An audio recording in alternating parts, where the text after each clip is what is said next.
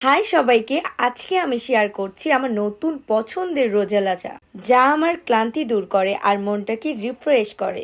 আমি যখন কাজের প্রেসারে অনেক বেশি ক্লান্ত হয়ে যাই, তখনই আপনার ভাই আমাকে মনে করিয়ে দেয় আমার সেই পছন্দের রোজেলা চা। রোজেলা চা খাবার আগেও বুঝি নাই এতটা কার্যকারিতা। এই শুকনো ফুলগুলো রোজেলা, যা দিয়ে তৈরি হয় একদম ন্যাচারাল হার্বাল টি। দেখতে যেমন সুন্দর, খেতেও তেমনটি টেস্টি। একটু ইউনিক হলেও অন্যরকম স্বাদ। এবার চলো আমার রান্নার রুমে যাওয়ার পালা। পানিটি যখন গরম হয়ে যাবে, তখন আপনি এই রোজেলা ফুলগুলো গরম পানিতে দিয়ে দেবেন। জাস্ট 5 মিনিট রেখে দেবেন। আমরা যেমনটি নর্মালি চা বানাই ওইভাবেই দেখবেন আস্তে আস্তে সুন্দর একটি কালার চলে এসেছে।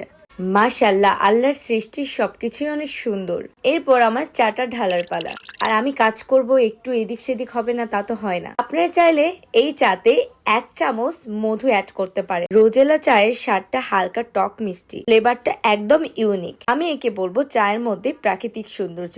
এতে আছে ভিটামিন সি, অ্যান্টি অক্সাইড, যা ত্বক উজ্জ্বল রাখে, ক্লান্তি দূর করে আর মনটাকেও রিফ্রেশ করে। তোমরা চাইলে একবার ট্রাই করে দেখতে পারো। এই রোজেলা চাটি পেয়ে যাবে গাঁও গ্রাম পণ্যে। তাই দেরি না করে এখনই অর্ডার করে ফেলো।